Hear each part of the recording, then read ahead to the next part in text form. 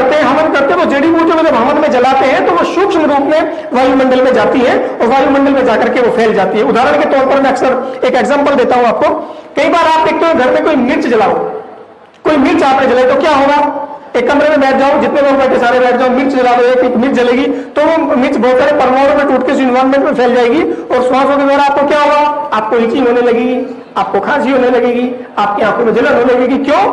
क्योंकि वो छोटी सी एक मिर्च बहुत सारे परमाणु में टूट करके वायुमंडल में फैल गई। ठीक उसी प्रकार से जो हमारी जड़ी बूटियां हैं, जो हम जड़ी बूटियां सामग्री के रूप में अपने यज्ञ हवन में जलाते हैं, वो भी उसी प्रकार से उस वायुमंडल में फैल जाती है और उसका लाभ आपको मिलता है। ऋषियों ने इस अनुसंधान को किया, इस खोज को किया, किस रोग में कौन सी जड़ी बूटी जलानी है, इस पर अनुसंधान का विशेष पर चर्चा होनी चाहिए और इस पर रिसर्च करके हम लोग दुनिया को बताएं कि हमारे पास एक ये विद्या भी है जो पूरी दुनिया को जिसकी आज आवश्यकता है।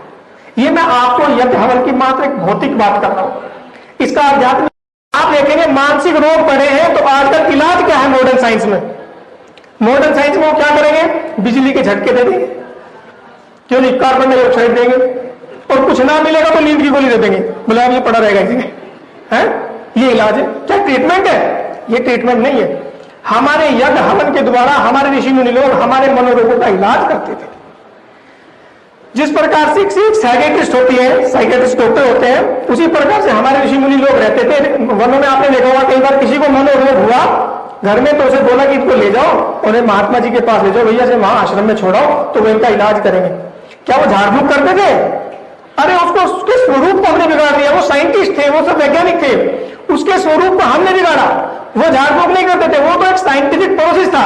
भाई माना किसी को कोई मनोरोग हुआ, उसको छोड़ा है आश्रम में तो उसका स्थान चेंज हो गया एक तो। दूसरा, वहां जाकर के चूंकि हर ऋषि की कुटी में एक हवन कुंड तो होता ही था, तो आप मानते ही है हवन कुंड तो होता ही था।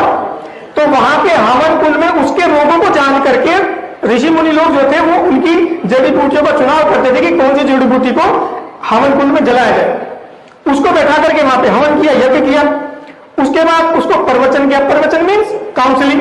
अब काउंसलिंग भी हो गई क्वेश्चन के रूप में।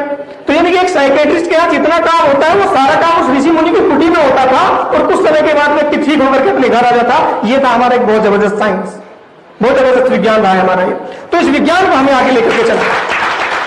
हर योग शिक्षक को हवन यज्ञ करने का अनुभव होना चाहिए। ये पर्ची भी मेरे पास आई है, मैंने कहा था कि अभी थोड़ा सा समय और भी लेता हूं, बहुत शॉर्ट हो जाएगी फिर। हाँ।